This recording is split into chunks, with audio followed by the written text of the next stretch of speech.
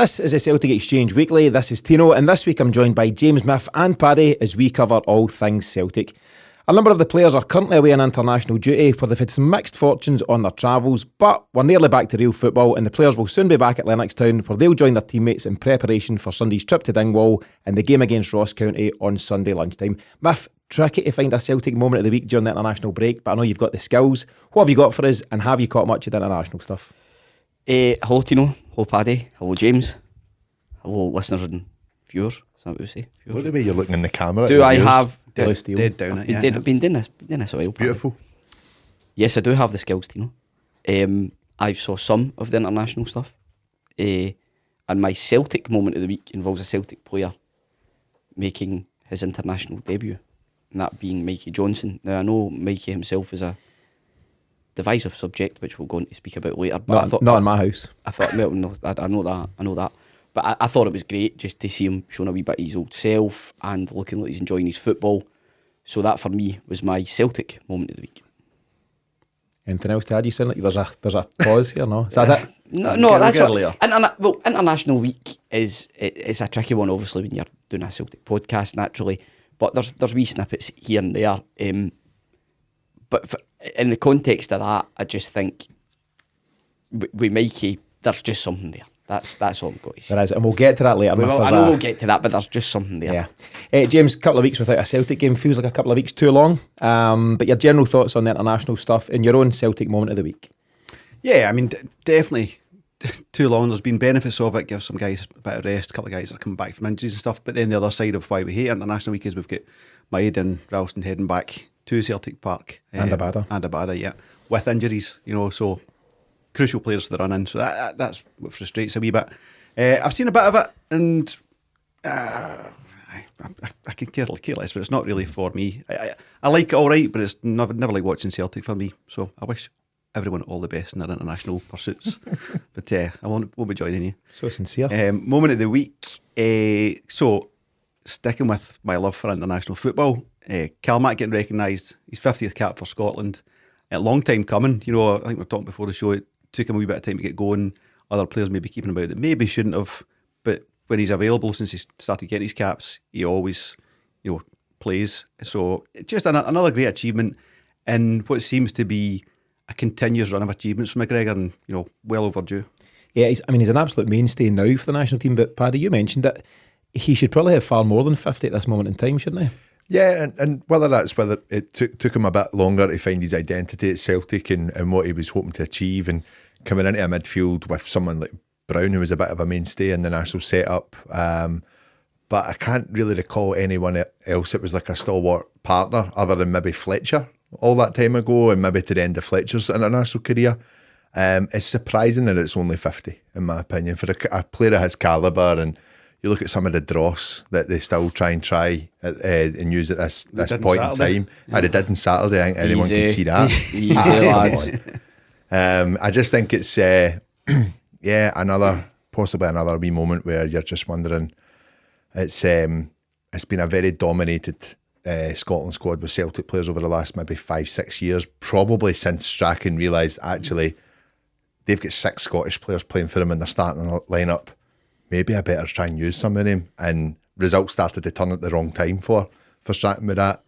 But he's a mainstay. We spoke about the performances last couple of years ago at the Euros, the game against England, and Billy Gilmour, rightly so, got some great plaudits. I thought he's a very, very talented player. Same, yeah. But the one that just ticked over and just done his job as he does week in, week out is Callum McGregor. I think, was it Kenny Dalglish the other day said that he could slot into a Liverpool or indeed any other side down there? Without a doubt, without a doubt, he could play at any team, in my opinion. But now, well done to Callum McGregor, 50 caps for his country, big achievement. Paddy, as mentioned, we're back to it on Sunday with a trip to Dingwall. Your thoughts on what could be a tricky fixture up there and your own Celtic moment of the week? I think Dingwall is a difficult place to go. I was very impressed with the performance in the League Cup at the beginning of the season when we kind of blew them away. 4-1? 4-1, aye. And I just think that, it's actually been quite a nice hunting ground for Celtic under Ange. And that 2-week break that we speak about is, as much as it's very, very frustrating for us as fans, we dread when international week comes, because you're like, I'm kind of the same as you, James. I'm not I'm not big on the international front. I like to see Scotland, Ireland do well, but I wouldn't be stressing so much to go and sit and watch the games. I didn't even see the games at the weekend, and nor will I watch the game tonight probably. But what I love about this 2 weeks for the players that are still with Ange is that they're getting that even more time. The ones that are possibly on the fringe of the squad are actually getting that little bit of time with the manager that they might not have even been getting. But for like some of the ones that are obviously internationalists, they're away every time. A lot of the focus is on the first team players. So those that have got that chance of trying to get break in, or those younger players that are around the first team, they're getting all this great time with them. O'Reilly, Turnbull, Burnaby, three big ones, Massive. So, and it looks as if they've all been given a good bit of like free time as well over the piece as well. So, I don't know if any of you have seen the snippets of the Kyogo documentary. Yes, that has come out as well. It's brilliant to see, But my moment of the week, I was actually thinking about the Kyogo documentary, but I have to touch on the game on Saturday. I never got to see all of it, but I've seen, I think every Rangers website on Twitter posted Gerrard scoring that penalty and, all is forgiven. My favourite moment of all of that is your man trying to throw his top at him. I just think it's hilarious. Like, it's sheer anger, and he just lobs it, and then it's just like, oh no, I've lost my top. It's slid right down. I just, the best bit about it for me was just that. It's also a wee bit what goes through your mind. You're down there for a charity game at the end of the day. Celtic Legends v Liverpool Legends. Feel good thing all round. Gerrard being a bit childish with celebration, but it's a hell of an effort to throw your shirt at the man. This is going to crack him right in the face. Yeah. Oh no, wait, it's the eight pre-match pints are going through his mind. Absolutely, maybe so. Absolutely. What I think as well is interesting during this international break is you've got some really dedicated Celtic fans who are up through the night watching South Korea playing Nabday. Tuning into Montenegro to see how they're getting on for Haksabanovic and various things. So credit to them, because there's a whole raft. I think there's 8 Celtic players doing the rounds in international stuff. What I'll do as well, just a very quick roundup of the international week so far for the Celtic players involved before we crack on with the show. So we've obviously mentioned Callum McGregor. It looks like he'll be the only one to play 2 full games during the break. He obviously played the full 90 in Scotland's 3-0 win over Cyprus, and he'll very likely start v Spain on Tuesday. In fact, he absolutely will start. For others, it's been very mixed fortunes. You mentioned it, James. Abada, Maeda, Ralston, all sent home early with a bit of doubt over Haksabanovic too. He came off at half-time during their game. O has played 30 minutes for South Korea so far during a 2-each draw with Colombia. But Carl Starfelt and Alistair Johnson have been unused during their respective countries' games so far. So, who's Canada's right back? Say again? Who's Canada's right back? I think they were playing a team called, is it Caracau, a Caribbean island? So I think we could maybe get a game against Carabao. So maybe they've just given a wee break to him there. Your general thoughts on that before we crack on, particularly the injuries. Hopefully nothing too serious, but a wee bit concerning. Yeah, obviously it's concerning, and it's we're victims of our own success because we give the guys a platform. I know it was debated last week, but part of the issue is a lot of our squad are international players, so therefore they need to go away for a couple of weeks, and you're at the mercy of luck while they're away if they pick anything up. The old school of thought goes, they can just as much chance of picking something up when they're playing a game for us as well. It's just bad luck if there's 4 or 5, but then you also think to yourself, is there maybe a wee bit of flyness in there? If there's any sort of minor niggle, the Celtic medical team are just saying, right, let's get you back up the road and get them back into Lennoxtown and protect them that way. So yeah, I'll wait and see who's all available in the morning of the Ross County game or Angie's presser on the Friday before I make any sort of snap judgments in that one. I think part of it's Celtic just being a wee bit flying how they manage the players that are away. I think they've also been clever, particularly with Greg Taylor and Cameron Carter-Vickers. They've been playing right up until the break. They will almost certainly start against Ross County on Sunday, but I think it's just boxing clever during that couple of weeks spell to try and rest and recuperate. So hopefully most guys are back fit and available by Sunday. Okay, let's take a look at what's coming up on this week's show. We'll get started with today's big topic, which looks at some of the games and some of the moments that have been pivotal in putting Celtic in a position to challenge for the treble as we head into these final stages of the season. Then we'll move on to this week's Mystery Celt, with the lads here now nudging into a 6-5 lead following their successful guess at last week's Mystery Player. I think, Paddy, you were kind of bunged or something, but that was just I told them before we went on it. A nonsense. And finally, we'll close out this week's show by bringing you something which we think you'll enjoy from this week in Celtic media.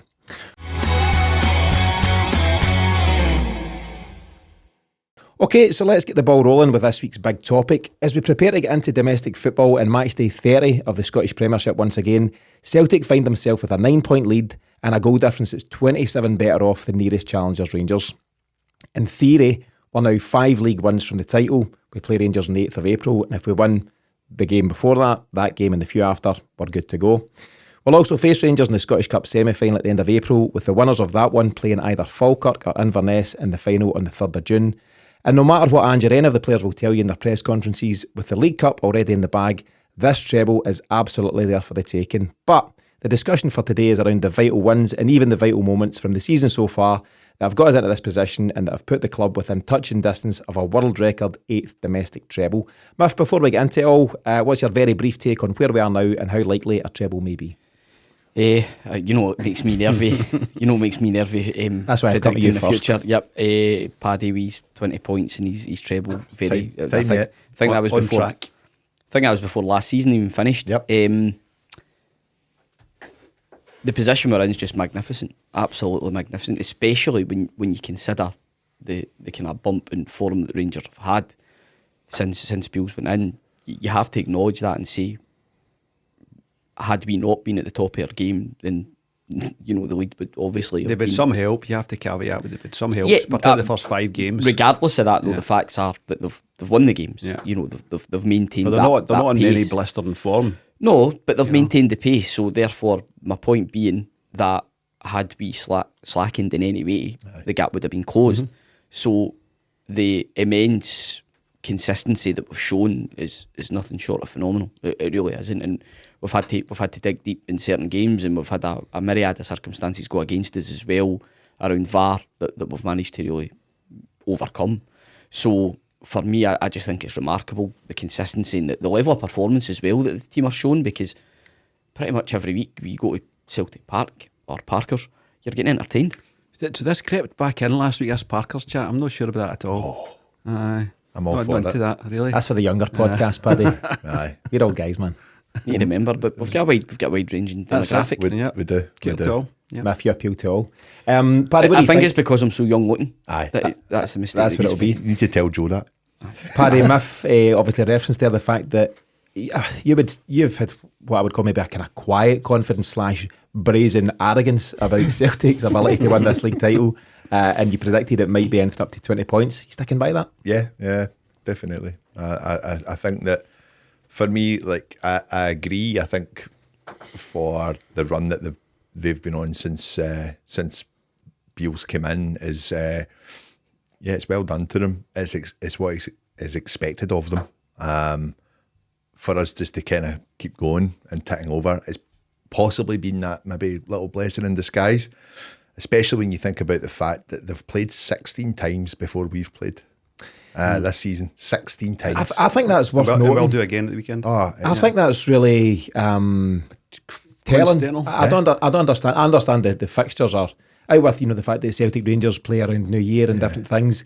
For something that should be so random, and I know Telly has a say in it, on Sky and whoever else dictate when certain games are played.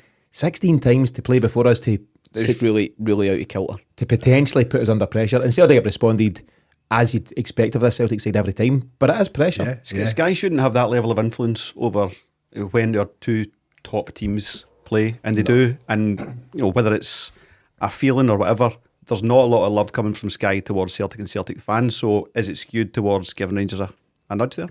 Who knows? Comparison to our 6 this season, I just think Is that right? 16 v 6? 16 v 6. Doesn't feel right. There should be a balance. Absolutely. But we deal with it, and I think it goes back to what we spoke about with Ange, is just more, let's worry about us and us only. And that has got to be the continual run. That little bit of pressure that's been put on with the results they've got, not so much the form, not so much the style of play that they've adapted, because I still don't even think they've identified what that is. Bilbao. Chaos. Aye, but what we've done is just continued. We as fans can comment on this, right? But as Celtic as a team, managed by this manager, have basically said the only team that we should be caring about is us. And that for me will just continue to go up until the last kick in the ball of this season. I think you get the result against them at the beginning of April. If we get that result, I wouldn't be surprised if there's a bit of a slip up after that. And I think if we go and win the semi-final, I wouldn't be surprised if there's a slip up after that as well. And that's where I think the extra 10 points will come from. Yeah. There's the math. Right I mean, there. Ange's big message, one of his big themes is control the controllables, right? Celtic can't do anything about what the SFA or Sky Sports or Rangers or anybody else are doing. All they can control is what they're doing in-house, and that's Ange's message, and it seems to have put us in a pretty decent position, to date. James, what's your general take on the treble ambitions at this stage before we crack on? I think you put it best earlier on when we were doing a bit of show prep. Win the semi-final against Rangers and win the game in April against Rangers, the league game, and that's the treble sitting there in front of you. Now my response was, Alan Muir likes this because Kelly Thistle are sitting potentially in the final, so he can do his stuff. But I think you're right, if we get past Rangers to get into the Scottish Cup final, there's a really strong chance we can take that, and if we beat Rangers in the league game coming up, then the league's taken care of. So I'm never as confident as Paddy, because how could you be? But I'm very, very confident. Yeah. I said earlier 19 points. earlier on in our group chat that, and I'm genuinely not being flippant here, I think Celtic are 2 games from the treble, and I mean that. We beat Rangers on the 8th of April in the league, we beat Rangers on the 30th of April in the Scottish Cup semi-final. Nothing can stop Celtic. They'll be our 2 biggest challenges, there's no doubt about that. And I think if Celtic overcome those hurdles, it's absolutely there for the taking. I'd like to think it's not cocky, it's not arrogance, it's just based on what we know of this Celtic side. And I think if you deal with those 2 games, you're in a hell of a position. I get that we've definitely blown away any form of basically blatant bias from the SFA this season in terms of the way VAR's been used against us. We've still come out with the result at the other side of it. I totally understand that. I just think that, you be clever, you be cautious with stuff like that, because cup finals are different. I think back to the Inverness game, and you would even doubt whether they would look at VAR with that decision in that game. Do you know what I mean? So until the cup's in our hands, then we wait. I know where you're coming from. We should go and win it, and we probably will, but we just wait till it's in our hands. I still think we will, 100%. Stevie Keenan, good friend and friend of the show, has kind of suggested that we might be jinxing it by calling this too early. But listen, as you say, Paddy, this isn't in-house at Celtic. This isn't what Ange and the players are saying, but we can say it, and that's our genuine position on it. So what we've done here, after much deliberation, look at Miff, bag of nerves. After much deliberation, we've identified 5 games that we feel have put Celtic in the position they're in here in terms of the title and subsequently the treble or potential treble. So this is in date order. What we'll do is we'll have a brief chat through each of these games, and I'll then put the lads on the spot by asking them the game/moment that they think has been most important of the season so far. So the 5 games are as follows. On the 3rd of September, we beat Rangers 4-0 at Celtic Park. Then on the 18th of September, we had a 2-0 loss to St Mirren. And I know you don't like this chat, Miff, but it's important to learn for your losses. We'll get to it. The 3rd game we've identified is on the 8th of October, where Celtic won with a late Giacomakis goal, 2-1 against St Johnstone at McDiarmid Park. Then there was VAR's debut, 22nd of October, a 4-3 win at Hearts, at Tynecastle against Hearts. And finally, the 2nd of January of this year, we drew 2 each with Rangers at Ibrox. All really important games, and we'll get into them in a wee bit of detail, but they've all played their part. Do any stand out to you right now, Miff? Well, we win or we learn, Tino. We win or we learn. You've been reading my script? It's as simple as that. Well, I like that. Tino Humphrey here. No. No, the obvious one's the 4-0 game, because I think that all the chat, and in fact it's still the same chat, but it was even more amplified at that particular time, was around Gio's got Ange's number. That was a fairly common theme at the time. Ferguson said it, And then he said, I still think he does. And then even after the 4-0, he said he still thought he did. Which is mental. And it also, Barry Ferguson's the same age as me. He's thinking about with a young team haircut, get up. But the 4-0 for me would real. You can put a marker down, set the tone, all that. You win that game. Not only win the game, they'll win it so convincingly and do pretty much the same thinking that we did in the 3-0 game. Yep. Euphoric atmosphere again. Place was buzzing, and it just really propelled us on. That's my favourite for obvious reasons. But the St Johnstone game was really big, because we were quite depleted at that point, and just the nature of the circumstances to concede an equaliser in the 90th minute and then manage to get an injury time winner is just phenomenal. The biggest thing about the St Johnstone game was it was the first game Callum McGregor missed after picking up his injury at Leipzig. He'd gone to miss 11 games actually between then and the World Cup, and it was huge to come through that unscathed. So I'll tell you what we'll do. Let's go back to your first game that you've pointed out there, the 4-0 game.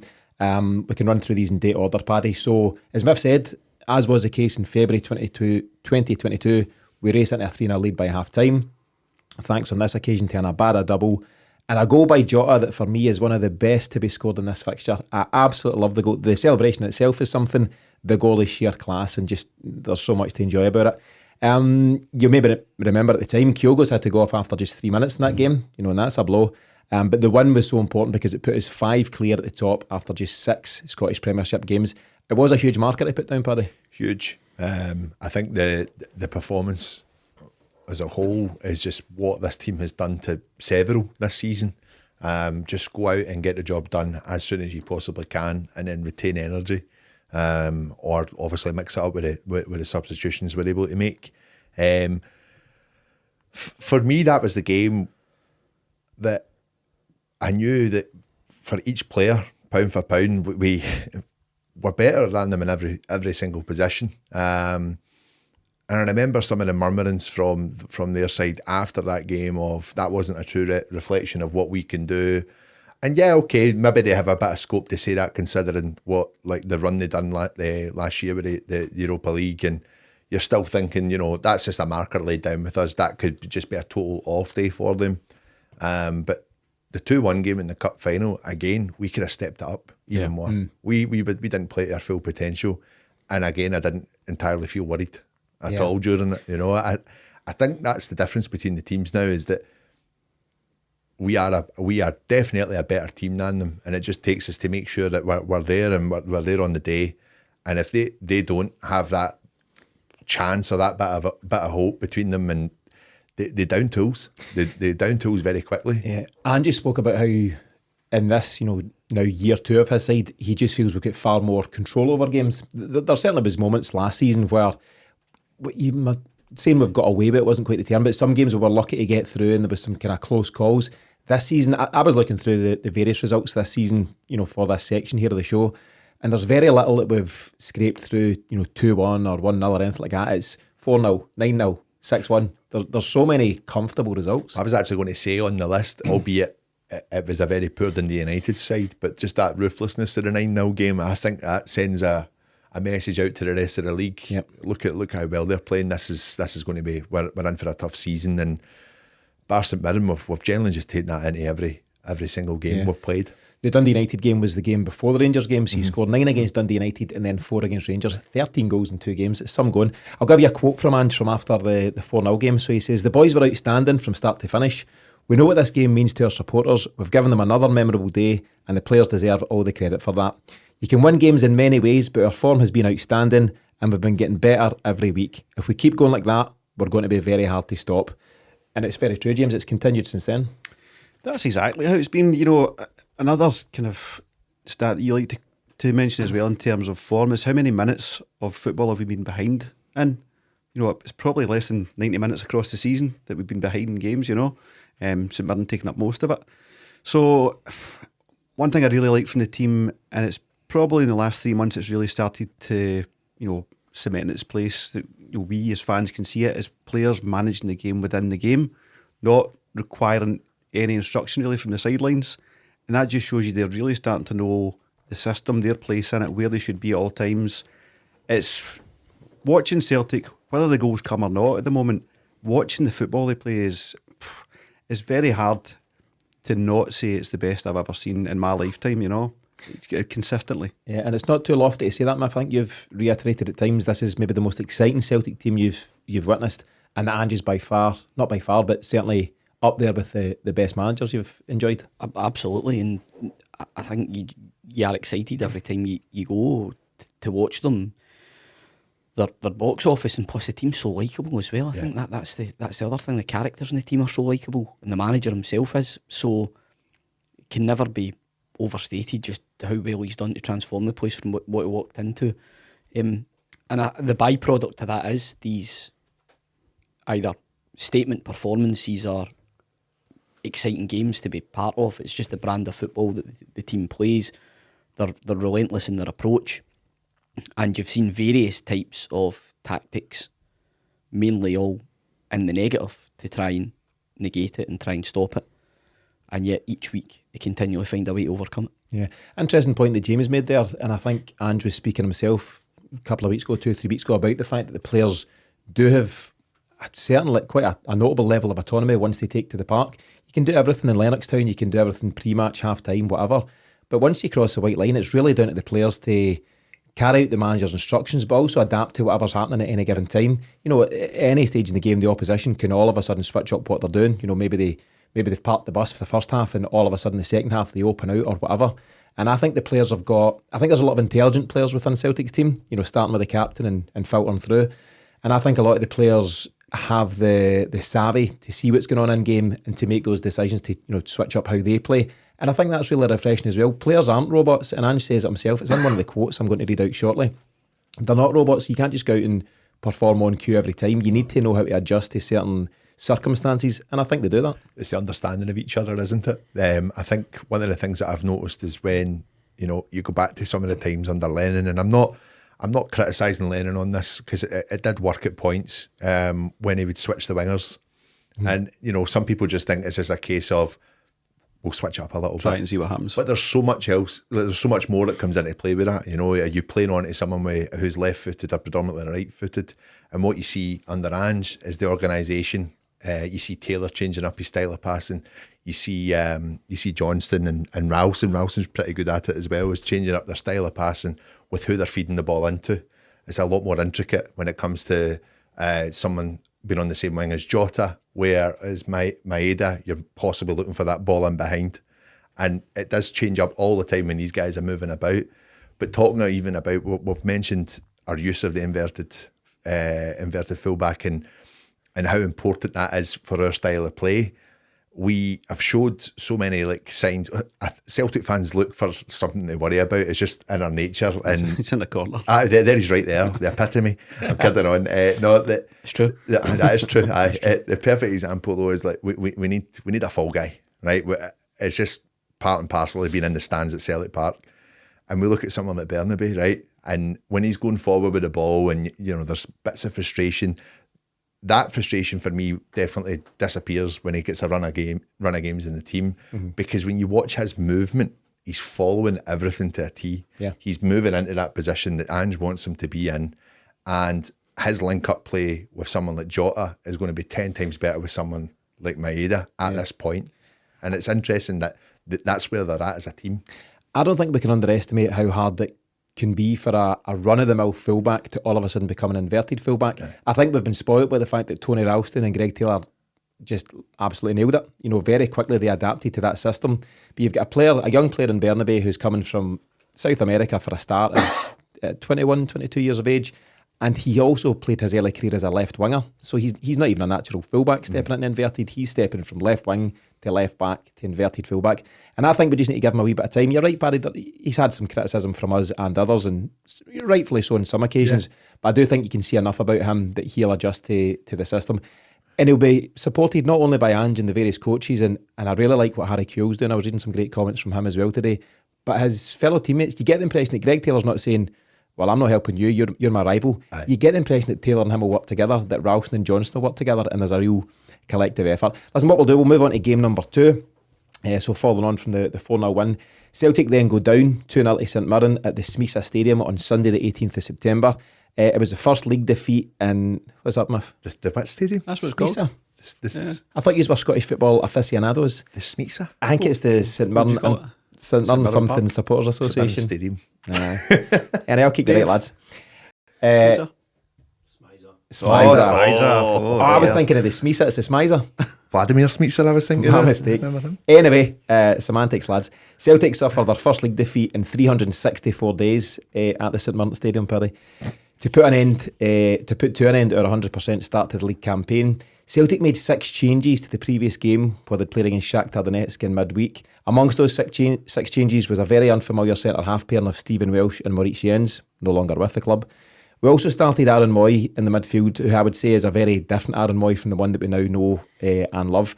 Miff, I'll come to you first because, my chat on this one is you win or you learn, and I think Ange's team learned plenty that day. Yes. Moy just wasn't up to speed at that point, which showed in the game. And I think Turnbull had also come in. He did. So straight away there's maybe a slight lack of pace in that midfield, albeit that both players more than make up for that in their intelligence in other ways. And the centre-half pairing is a very obvious one to point out on the basis that the joy that St Mirren got were from kind of long balls into the box, as you would expect, get direct play. As a learning experience, I didn't particularly enjoy it. But I thought we were very, very tepid the full game. Even the substitutions we made, there wasn't really a lot of invention. But in saying that, we could have easily drawn the game with chances we created in the last 10 minutes. There seemed to be a wee bit more kind of urgency then. And another day, those chances go in, they fall in the net. But ultimately, we deserved to lose the game because we were poor. But as with the season before, with the Livingston game, it's all about the reaction. The mantra of the team is to improve for the next game, improve in the last performance. And I think by keeping it so simple and keeping their eyes on the next game, that's what's bringing the consistency, because straight away they just bounced right back on it, and the level of form that we've shown since then has been nothing short of phenomenal. Yeah, I think that was, I need to check, it was something like match day 8, match day 9. We've since gone 20 or 21 games, winning all of them apart from that draw at Ibrox. So, the response has been impressive. And I think that's the important part about that game. I know you don't like me bringing up a defeat, Miff, but I think that I'd rather lose a game in September than one in April and May, when you're really kind of vying for a title. And I think it just ruled out any sort of complacency that might have kicked in, because we were absolutely cruising, 100% league record, everything rosy in the garden. I think Ange maybe realised that you maybe can't go and make half a dozen changes and expect just to get the same response, and it's not for us to tell Ange how to do things, far from it, but he maybe thought, do you know what, since then you've never seen as many changes. You see 2 and 3 and maybe 4 changes, never as many as 6. His own quotes from after the game, he said, "There are always reminders that we still have work to do. We didn't perform in any of the areas we like to perform in and have been performing in. There isn't anything hugely positive we can take from today, including team selection, which probably wasn't right." But I do think he's learned from that, James. I think if you're going to say ostensibly it's a mistake by Ange to make so many changes, but if you're going to defend them, and why not? The big weaknesses in that lineup were in centre half and centre mid. And in January we went out and got what's looking like an outstanding centre half and was definitely going to be an outstanding centre mid. So maybe Ange was saying to these second string guys, you want your shot? Here's your shot, show me what you can do.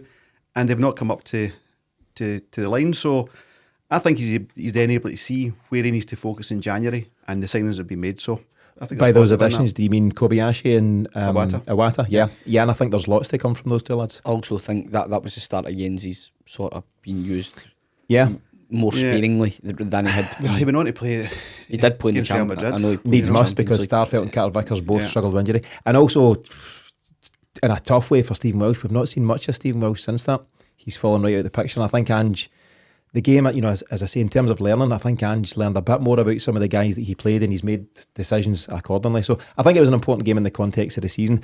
Third game to look at is another one you mentioned, Miff. St Johnstone won Celtic 2, Saturday 8th of October at McDermott Park. St Johnstone equalised in the 93rd minute via Ali Mitchell, only for Celtic to take all 3 points, courtesy of a late winner by Georgios Giacomakis. Remember him, Paddy? The win meant that at that time Celtic stayed 2 clear after 9 games, and Celtic started the game, as I mentioned, without Callum McGregor, who'd been injured a few days prior at Leipzig, and he never returned until that Aberdeen game after the World Cup. So it was hugely important to get through that fixture without the skipper and show that we had, what it takes to win.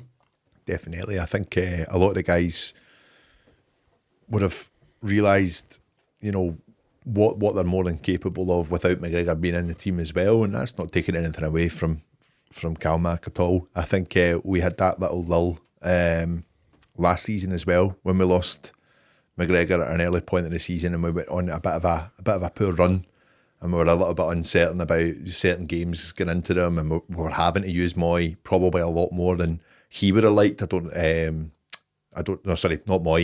McCarthy even coming into games, and you could just tell that there was a bit of a worry, because he wasn't up to the speed, but we're still having to kind of use Beaton in that position as well. And there was a lot of worry when we lose someone like Callum McGregor, and that would have crept in again. Definitely when he went out at the Leipzig game. Even the second half in the Leipzig game, I actually was quite happy that we still gave a good account of ourselves, because I was a bit worried losing McGregor that night. He's so pivotal to what we do in every game, but what the guys will have taken for that night is that, hang on a minute, we're still good without him in that sense as well. So I think it's the extremely high regard in which his teammates hold him. Yeah. They see him as so important, and at any level of football, if you lose what is the main man, he is the main focus of this Celtic side, and he's just, he pulls all the strings and makes everything tick. If you lose that, there's no doubt you go into the park feeling just a wee bit less confident. It's just you're taking something away. And I think on that note, real credit to all the players, of course, but definitely to Matt O'Reilly, who stepped in there. He's had a bit of criticism for how he's returned since the World Cup. But what you forget is that at that time, 21 years of age, he stepped in and he became the number 6 for, I think it's 11 games I've mentioned that Callum McGregor missed. And James, huge credit to O'Reilly for doing so.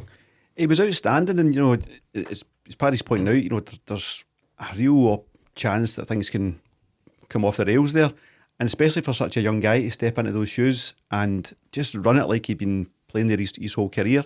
You can tell he's a more creative guy. He likes to play forward, and I think his form has suffered because he spent so long playing in the 6 and adjusting his game and trying to adjust back, and then there's a bit of competition for Moy and all sorts. But wherever this season goes, wherever we get to, O'Reilly's going to take a lot of credit for filling that void there for McGregor. I thought it was brilliant, but also I think there's the captains that stepped in when the captain had to step out. You're looking at Hearts, and I suppose Ralston was kind of injured at the time as well, or parts of it too. But there's some. We looked at the start of last season at where's my captains, and they're all able to fill in now, and they can all carry the message that they get from Ange and McGregor. So fair play to them all. Yeah, Carter Vickers, Greg Taylor as well. Absolutely. Real leaders there. Paddy, you mentioned James McCarthy, and he deserves credit for his part in this winning goal. So it was he who won the ball back, played in Bernabe, who whips it across for a very Giakoumakis type finish, and it was great to see. Quotes from Ange after that one. He said, "Through the course of the year, there are times when you have to show that character. Not every game's going to run smooth. It won't always go your way. There are times we had to do that last year, and it's good to know it's still there this year because we're going to need it." And again, Miff, just a really important win, and the manner in which we done it just epitomised the whole "we don't stop" message from Ange. It did, and you look back in that game, McCarthy came through at Hamilton, using his wide-o Lanarkshire credentials there.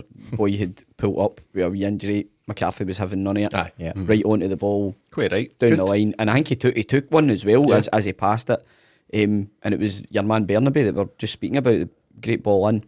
I also think something notable for that game, which I seen, Celtic were actually brilliant. aye, The play was brilliant. We missed an absolute glut of chances. a barrel load. And I think Hatate and Haksabanovic in particular were brilliant in that game, if memory serves me right. And it gives a glimpse of Haxers playing in the number 10 role, which I have to say, I think that's where he plays. It's beautiful how he plays it. Yeah. He is. But it's a maverick role. I innit? know, Yeah. but I just wish we would give him a run of games in there. He is some player, man. Is he going to track I back? love him. I don't care. I think that's Get him in there. that's the issue. Get him in there, man. He's just so good. Listen, I think he does enough work when he plays out in the wing. I think he puts it in, but just he's got that wee half turn. He does. Oh, he's beautiful. You want to see Haxers at Parker's in the 10? Yes. That's your And the dream. tenors. In the 10. Okay. Moving on, James, I know you love this game. VAR's debut. So Hearts 3, Celtic 4, Saturday 22nd of October at Tynecastle. Lauren Shanklin comes off the bench to score a hat-trick for Hearts, including 2 penalties. But goals from Forrest, Giakoumakis, Maeda and Greg Taylor secured a crucial win and maintained the 4-point lead at the top of the table. As mentioned, it was VAR's debut weekend, and over 5 months later, it's still no better. But I do think Hearts were rightly awarded their 2 penalties. I've no debate over them. Same. But they somehow avoided conceding one when Michael Smith effectively caught the ball as James Forrest tried to get past him. So your take on that game, James, and I suppose despite VAR and everything going on, as we've kind of touched on here, Celtic still find a way to win. This one's kind of fallen out of the memory of the game though as well. Ralston scored a perfectly legal goal to Diving get header. chalked off. A great header. And no one talks about it. The penalty stuff with Smith was embarrassing. No VAR required to see that's a penalty. And we've seen it consistently since then, these decisions going against us. But it seemed to be, whether it was before that game they prep for it, or it's because of that game they've been playing like it.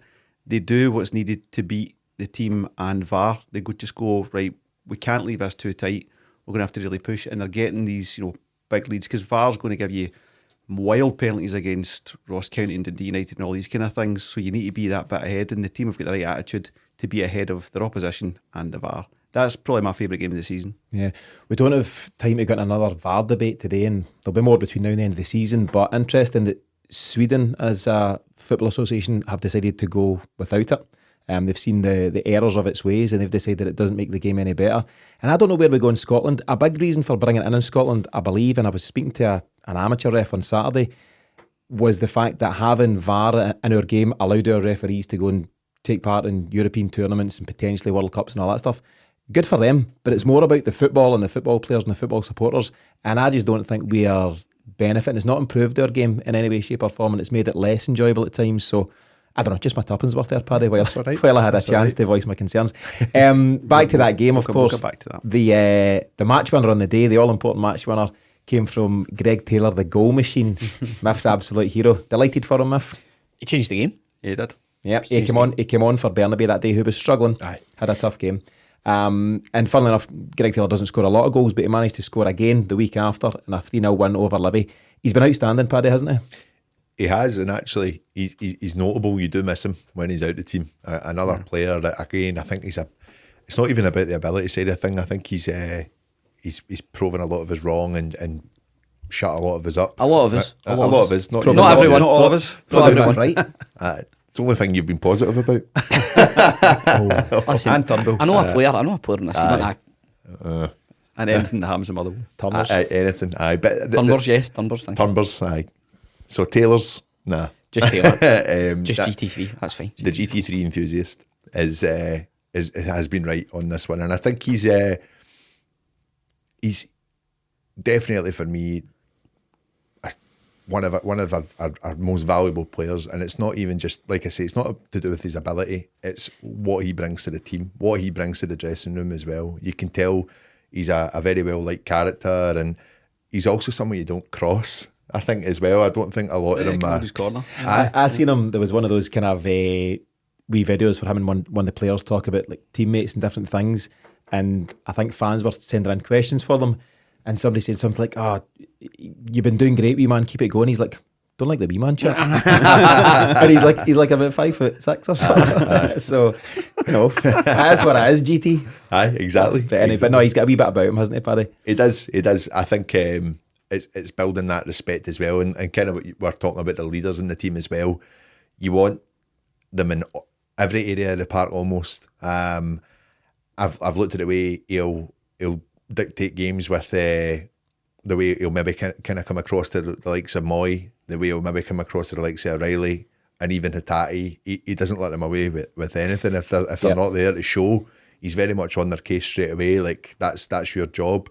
I've actually seen him with Joe Hart as well, and not many people answer Joe Hart back with the looks of things, but they've had a couple of debates on the part too, and he's got this little bit of a swagger about him just now, which is brilliant. It's what we need in that position, and topped off with the abuse he gave Morelos is absolutely brilliant. Yeah. So There's no doubt he's grown in confidence, and he's excelled. Like Tony Ralston, his improvement and development has been exceptional, over the last 12, 18 months, and long may it continue. Again, Ange's quotes after that one. So he says, "I know VAR is there for the big decisions, but you'd think they'd get to them a bit earlier. I thought we had a clear handball, but what do I know? There's a lot of standing about, a lot of theatre. I'm not a fan. If that's the kind of drama you want, there's probably a good movie playing at the cinema tomorrow. You can sit down, get your popcorn and watch it. I like to watch football." And I don't think Ange's stance has changed much, James. He won't get drawn into it. And as I say, Paddy, he's not into excuse culture and anything that he can't control. But it's clear he's not a fan, and he's kind of indicated that, hasn't he? Yeah, but it's not going anywhere. If Sweden want to stop it, then they're kind of limiting their standing in the global football. It's simple as that. So VAR's here to stay. Whether we can improve upon it, of course we can. Of course we have to. Whether they will, don't know. You made the point. We've went for the budget version. Aye. When it first came out. VAR light. And that is the crux of the full thing. But on the point, the most amazing thing about in the context of VAR in the Hearts game is that Nick Walsh has not went to the monitor for the Michael Smith one. They're so inconsistent with that. Just look at what's been given and look at that and just tell me. Just nobody's come out and explained that. In fact, you actually had people coming out, referees, former referees, any sort of rent-a-gob that you could get at the time, trying to justify, rather than just say, we made a mistake, that was a penalty. Yeah. We were actually being told, no, it's a bit subjective in that, mate. Yeah. Nah, it wasn't really one. It's a nonsense. Yeah. Not to get right into all of this again, but it's not too long ago, Sportsound got Hugh Dallas on. If it's still on BBC Sounds, go and have a listen to it. The arrogance for that guy is unbelievable. Yep. And you can tell it's still getting followed to this day within that department of things. It's horrible. Tying themselves in knots to try and find a way to justify it. Exactly. That's Celtic. what I mean. Rather than just say, we that got it wrong. Yeah. Like Absolutely, that's a penalty. Howard Webb, England, they're getting things wrong. They're going, we got that wrong. Here's how we're going to try and improve it. In Scotland, it's we got it maybe wrong, but you're wrong as well. Aye. You know, We've not done very well on not dwelling on VAR here, have God we? damn it. No, but you're loving it every week. It's dragged us back in. Every goal we score. Let's move on to game 5. So 5 of 5. Rangers 2, Celtic 2, Monday the 2nd of January at Ibrox. Kyogo scores his first but not his last goal against Rangers in the 88th minute to secure a 2-each draw. Oh, that was good. It's good, eh? You like that? Oh, that was brilliant. He sat in that all day. But crucially, the draw maintains a 9-point gap at the top of the table. So you remember, Maeda opened the scoring after just 5 minutes thanks to a Morelos assist. And Ange surprised many that day by starting James Forrest and also opted to bring Juranovic in at left back rather than Bernabe when Greg Taylor got injured after 20 minutes. But the big moment of the game, Kyogo showing the composure required in a crowded penalty box to equalise late in the game. Yeah, and as we became so accustomed to over the years, a great assist for James Tavernier. But the most important thing for me was that resilience in the team to just keep going, because when you actually think back in that game, listen, you can imagine what I'm like living through 90 minutes Celtic Rangers game. But other than 15 minutes of, as James calls it, chaos, which did ensue, plays into Rangers' hands, we did still control the game. Rangers got to the point where if they'd retreated any further, they'd have been at the KFC out in Govan. And that just egged us on again. And Kyogo, I think it was important for him, really important for him to get a goal against him, but for it to be one of such significance, which just maintained the gap, which just kind of calmed everybody down, and you were happy given the way the circumstances the game had went. We were 1-0 up in control, should have been 3 or 4 up, let's be honest about it. The way that the game then subsequently panned out, you were like, right, okay, again, it was a huge moment, but the composure that Kyogo shows, as all great strikers do, he took a bit of stick after the Champions League campaign. There was people that said Giakoumakis should have been starting before him. You're now seeing why Ange put all his chips in on Kyogo. Yeah. The guy is just absolute, unadulterated class. Huge goal for Celtic, but huge for Kyogo as well, Paddy. Miff's right to highlight that. And he's since, obviously, he said his cup final winning performance, his 2-goal performance there, and 26 goals tells you this is a guy that's absolutely flying. Yeah, it really is. And I still think we still look at that maybe that different level striker for next season. Not to say that I don't think Kyogo is the man for it. I think he's actually got so much better this season.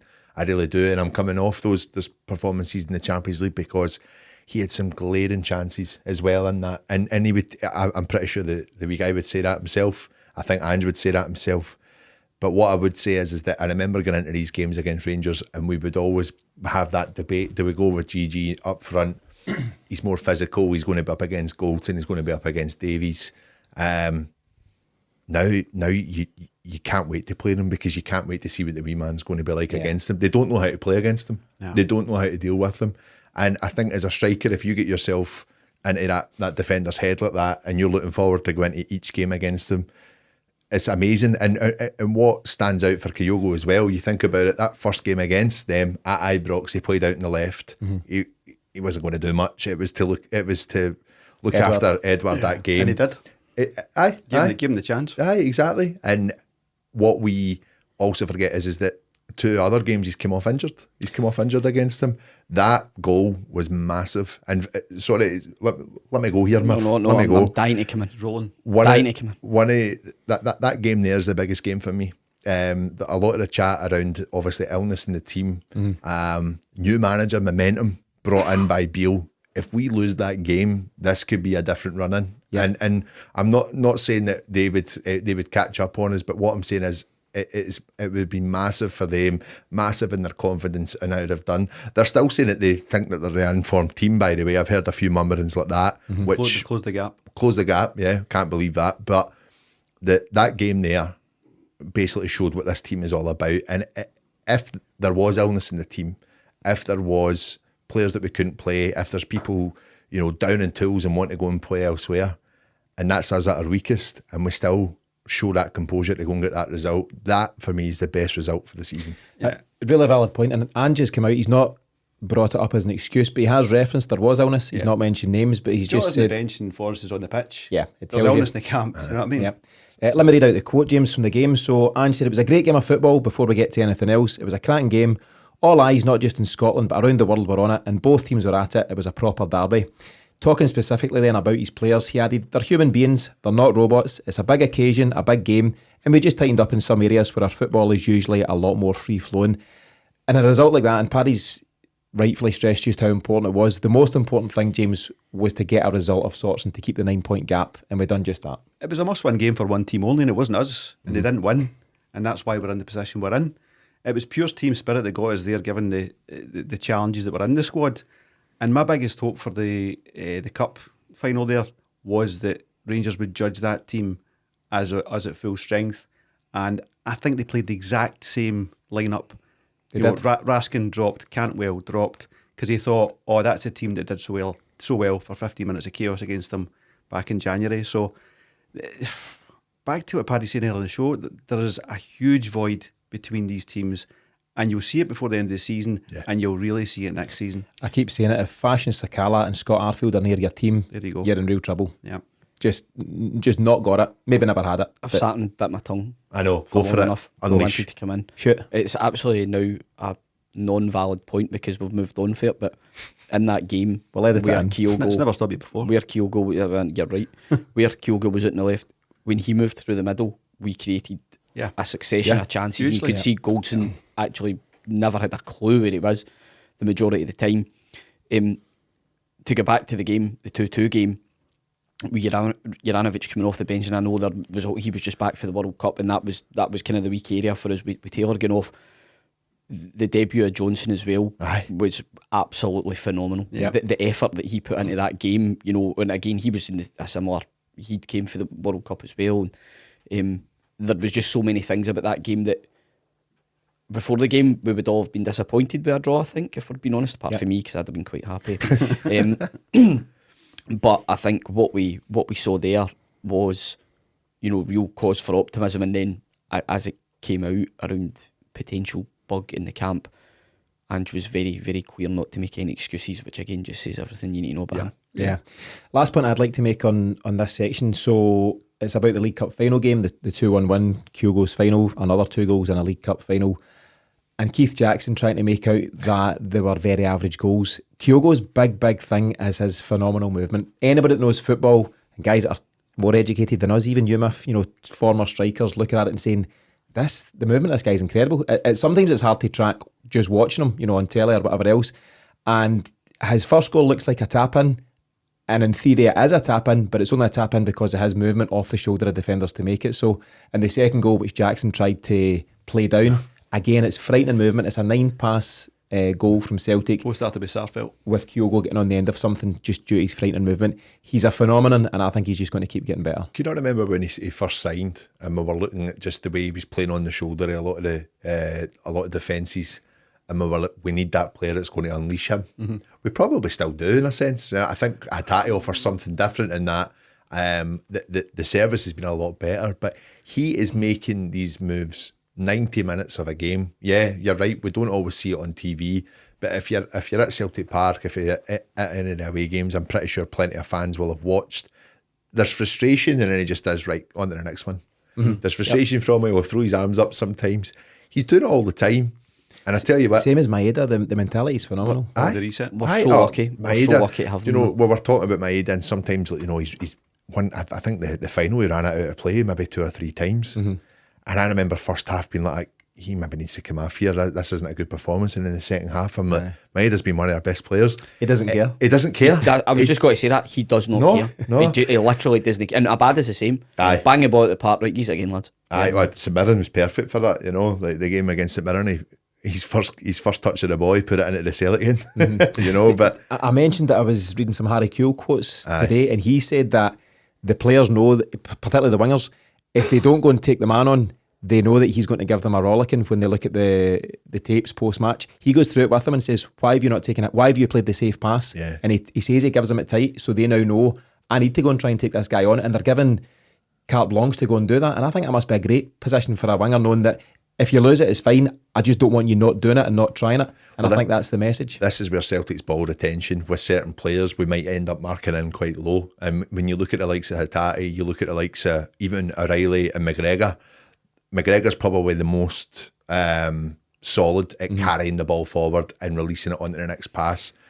We've got influential, creative players like Hatate, O'Reilly, Jota, Abada. They want to try different things. They'll mess up, but they brush themselves down and they go again. We'll come on to Johnston. I know we'll come on to him later in this. That can be the difference. Mikey, not Alistair. It can also be the same as with David Turnbull as well.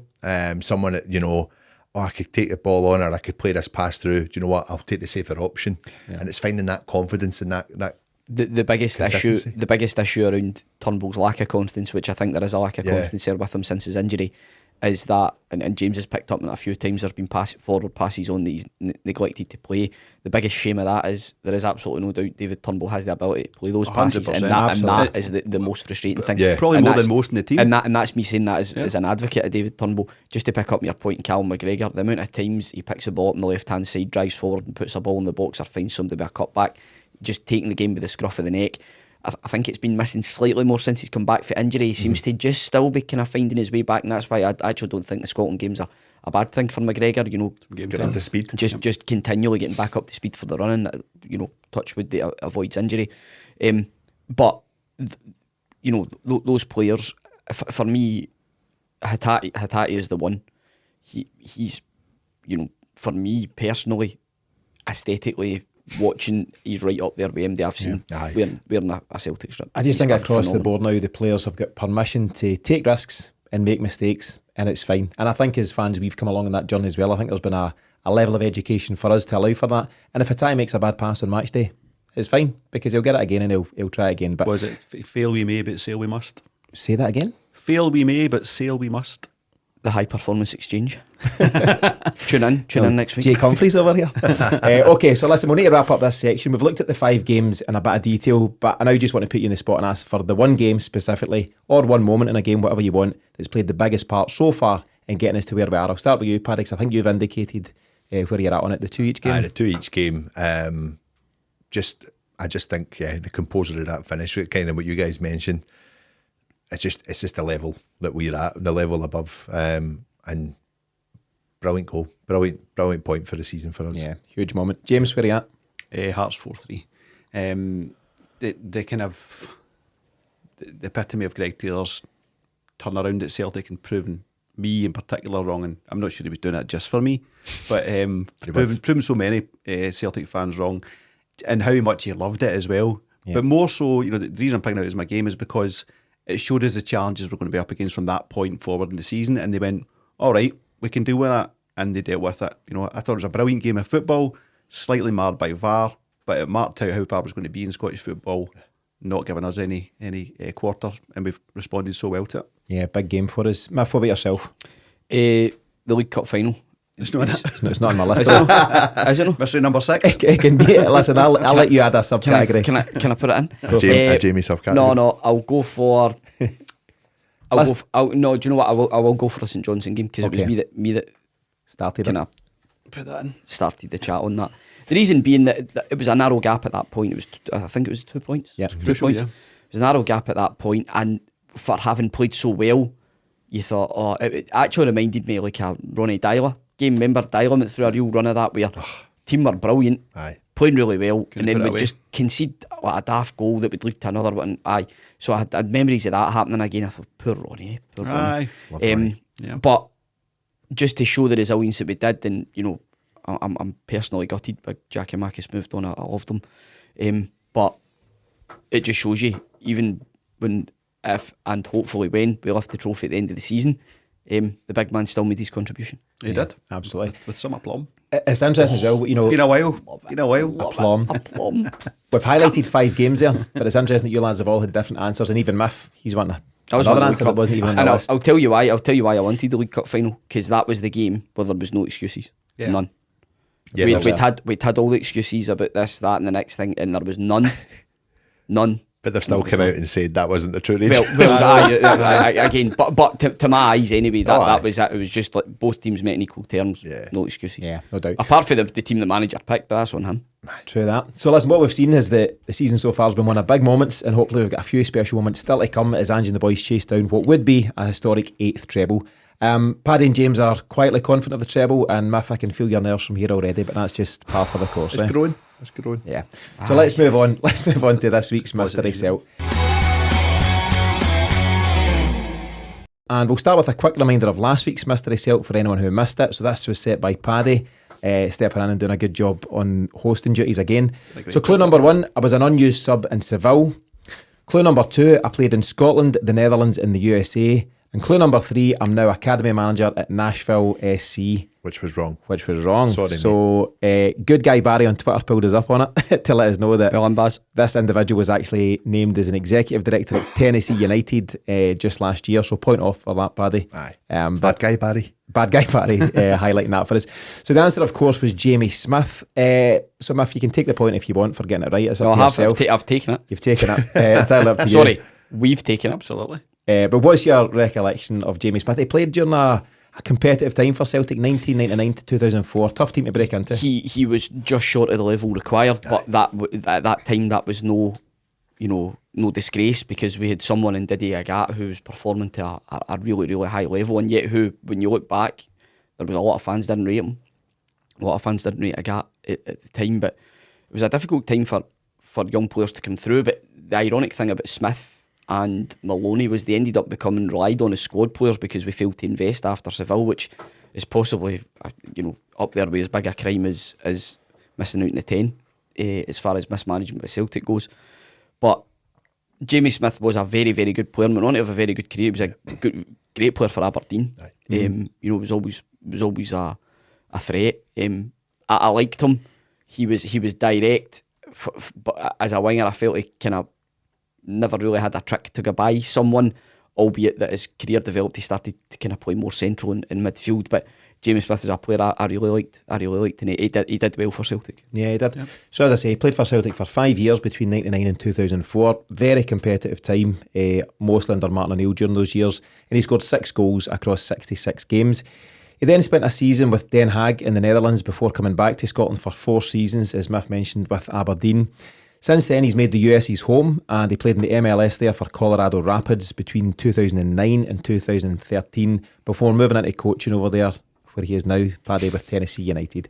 But Jamie Smith, good player, maybe as Miff says, just a wee bit short of the quality needed, and a very competitive Celtic side, but good player, and good luck to him out there in the States. So let's move on to this week's Mystery Celt. As always, the first 10 people who reply with the right answer to the Mystery Celt on our Twitter page win a month completely free of the Celtic Exchange Plus. To take part, just visit our Twitter page right now at Celtic Exchange, and you'll see the clues posted there in our pinned tweet, and good luck to everyone taking part. So Miff, with the score now 6-5 to you lads if you're taking last week. This is a position I like to be in, because I can't get beat here. It'll only be a draw. It's the worst that can happen. It's brilliant. It's brilliant. You're not thinking we could go 2 ahead? Show some belief. Partly. I have a bit of belief about you. Partly. Okay, let's go with this week's Mystery Celt. Clue number 1, I finally retired from football in summer 2022 after a 24-year professional career. Nakamura. Maybe. Clue number 2, after 5 years at Celtic, I then played for 2 teams in the English Premier League. No, he's not done it. No. Oh, it's not Ki Sung Young. Is it no? He's already been. Aye. Nah, it's no. And clue number 3. Wait, no, these clues are coming too quick. Because Tino's in a rush here, wait now. Deliberately. You want me He's going to let it go. You want me to go through them? No. And clue number 3, during my time at Celtic, I never scored for the club. So 5 years at Celtic, never scored for the club. While the lads are having a wee think about that one, I want to give listeners a short reminder of the additional content we provide over on the Celtic Exchange Plus. We produce extra pre- and post-match podcasts for every Celtic game, and we'll have additional podcasts either side of Sunday's upcoming league game with Ross County, covering everything you need to know before and after the game. This week we'll also have an additional special feature on Wednesday, where we provide an interesting insight into the ever-growing area of data and analytics in football, and the ramifications of that for Celtic. So if you haven't already subscribed, you can experience the Celtic Exchange Plus right now, absolutely free with their 7-day trial. Simply visit thecelticexchange.com/sign up to get started and to enjoy all the additional content we offer to subscribers. We've got options there starting at just $1.50 a month, so if you enjoy what we do and want to hear even more from us across the week, then visit thecelticexchange.com/sign up now. Geez it, Miff. No. No. I wouldn't do that. Yes, James. That is the correct answer, so that will be beeped out. Score one. The score is now 7-5 to that lot. Remember, if you think you know the answer to this week's Mystery Celt and want to win a month free of the Celtic Exchange Plus, then simply reply to our pinned tweet at Celtic Exchange using the hashtag Mystery Celt. Never scored that.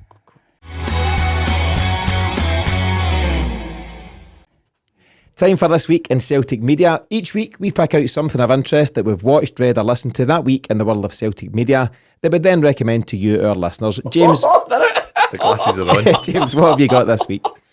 Really interesting one. A Twitter thread, which is very new in the new media, so it's not a YouTube video or anything like that. So, a chap to follow. The new media? The new media. Chap to follow. Getting the glasses out to talk about. There's this thing called a thread, right? Just listen, guys, bear with me. Twitter. I like the PlayStation. Do you like the PlayStation? I'm on the Twitter. So a guy called at EBL 2017, and it's called an Ange Postecoglou mega thread. Have some respect. Oh, come on, a mega thread. Sorry, James. And it's what 30 tweets of just everything about we are as Celtic and how we play football, and it's really one for statisticians, people that want to see in so much detail how we set up as a team. So possession based one, like, it's not really telling you anything you don't know, but it's giving you a lot of insight and further detail on it. That we break down the low block, the fullbacks, most recently Alistair Johnston and Greg Taylor, absolutely key. We actually, I didn't realise this myself, but when we get possession, we revert to a 2-3-5 format, which is just, I suppose we see it, but you're getting that structure on it. So it's like the Mighty Ducks flying V-Myth, remember that? Just going for broke. Non-stop. So loads of great visuals to show you exactly how we play that, when you're this goal or that goal. And yeah, I'm not a mad kind of stato, I would say, for football, but that just gives you, it's very accessible in that regard.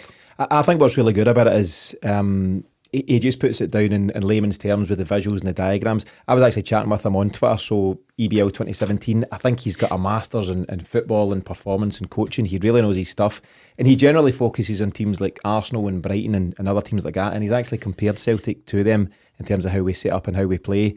He took in the Hibs game, so I don't believe he's a Celtic fan or anything, but he took in the Hibs game recently, and he said he was absolutely blown away. As a football guy and as a guy who's big on tactics and whatever else, he said he was just really impressed by what he saw. And it's a really, as James says, a really accessible bit of content. It's about 30 tweets long, but it's great to read. Where are you at in that kind of thing, James? Data and analysis and what have you? Yeah, I mean, it has its place, no doubt, and it's a really crucial place in the modern game. I lean towards Myth's balance on it, that football is watched with the eyes and stuff, but the stats can tell us an awful lot, and then we need the visual to move that forward. I think one of the most interesting things about, I think you were asking earlier on who do they compare us to, the Brighton Arsenal are good comparisons, but there's probably a handful of other teams that play like we play, and we're going to come under serious pressure at losing Greg Taylor this summer because of that, because he's so rare. Right backs seem to be a lot more of them than left. That's always been the case. Inverted left backs that know their position, they can play it so well and are solid. I think that's a real challenge for us this summer. A lot of folk are saying it's the real reason why Kieran Tierney struggled at Arsenal. Kieran Tierney's a brilliant fullback, a brilliant left back, but with his injury worries, Arsenal brought in Zinchenko, who's a quality operator, and more importantly, he fits very well into the inverted system that Arteta's He plays central mid for was our centre mid for Ukraine. So he's slotted in, and it's unfortunate for Kieran Tierney, who looks like he might move on. But there's no harm in that, because I think Zinchenko's one of the best in the game at it. And as James says, an inverted left fullback, it's a rarity in the game. But I don't know if you've seen the thread, Paddy, from EBL 2017. It's just such an interesting insight, and it lays it out, very simply for everybody. It does, and I think operating at that level, we've spoke on the show today, like, we're talking about this is some of the best football we've seen, and as I mentioned earlier on, you find it few and far between that we're actually finding something that we can have a right serious moan about. We speak about certain players, and we think that these guys should be getting a run in the team, and under this manager, this is the only manager in my lifetime that I've turned around and said, but if Ange wants to do it that way, then I'm not going to argue. Exactly. I'm not going to argue. I think we're all there, aren't we? It's okay to debate and criticise, but at the end of the day, if Ange thinks it's the right move, it's the right move, whatever that may be. Go back to the Bernabeu subject as well, and whether or not someone like Taylor moves on, I would still be, I've still to see it from Bernabeu, but I would still be confident going into next season if he was going to be my starting left back, because the way Ange spoke about him, like he sees it. He sees it. He keeps saying, "Oh, this guy that is going to." Not yet. No, he knows that. Yeah, but he's got a lot of faith in him, and I just think we've really, this manager's banked so much credit as it stands, and we're still only a year and a half into his tenure. I think, just incredible, and to get that recognition, especially at an Arsenal team, a lot of people were questioning their bottle a few weeks ago, and again, they've just ramped up how they're playing as well, and those moments will come in. Like, there's still good tactics out there that can beat our tactic. Someone like Kieran Tierney, I think, will find his feet again at a different club, playing a different kind of setup. Those moments of doubt will come in, especially us in Europe. We're coming up against better players and bigger teams. But I tell you what, it's so exciting to watch, and I just love it. Yeah, absolutely. So, in terms of speaking about data and analysis, I'd lean towards it there in some of the chat. We're recording this week with Alan Morrison, who a lot of fans or listeners will know. We get fans, Miff? We get fans? We get fans. Have we? Celtic fans. Celtic fans. We have listeners. Aye, that's true. A lot of Miffs fans will know Alan as Celtic by Numbers on Twitter. And he and Duco James are recording with us tomorrow to provide an insight into data on football, and it should be a really interesting one. So that'll be available to all subscribers at the Celtic Exchange Plus. But in terms of the tweets, so the mega thread on the Twitters, James, we'll make that available to everybody on our Twitter page. And as always, we'll link to it in the show notes for the episode as well. And some other news, you might have seen the news that another addition has been made to Celtic's scouting department. So following the appointment of the new first team scout Joe Dudgeon, which we mentioned a couple of weeks ago, the club have now also added Kevin Hamill from Southampton. Not a guy I knew until I read the report, but he's got 10 years experience in the Premier League and was vital in taking the likes of Van Dijk, Wanyama and Fraser Foster to Southampton from Celtic. Was that just to stop him from taking our players? Just watch Celtic, mate. Yeah.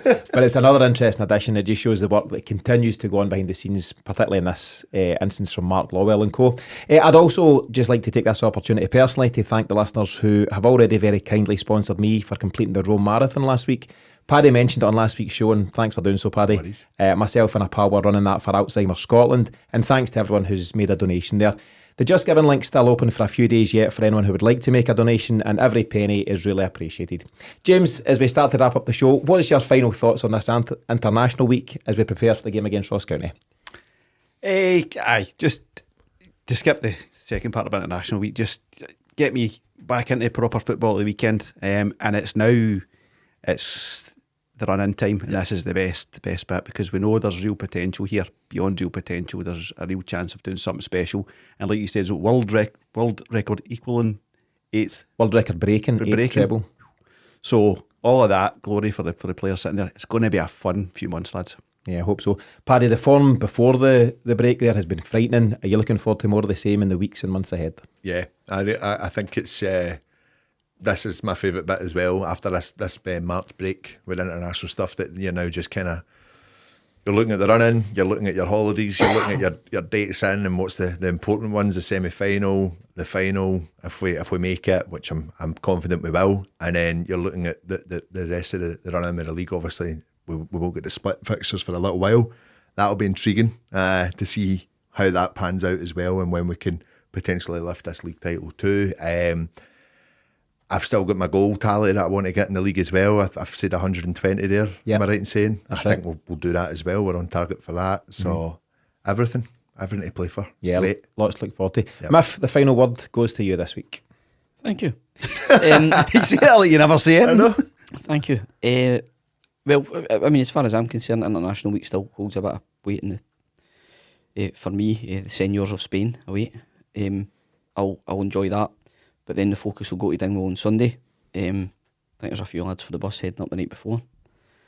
Good fun. that one. Always interesting. Yeah, be good. Sadly, I'm not one of them. But yeah, listen, I love watching Scotland, but can't wait for Celtic to come back either. So quicker it's back, the better for me.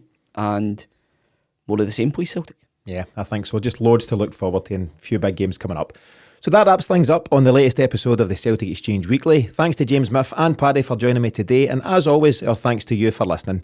Remember to send your Mystery Celt answer to us on Twitter for your chance to win a free month of the Celtic Exchange Plus. And beyond that, don't forget to visit thecelticexchange.com/sign-up, where you can start your free 7-day trial and enjoy everything we'll be featuring there this week. But in the meantime, from myself and the team, thanks for tuning in, and we'll see you again this time next week.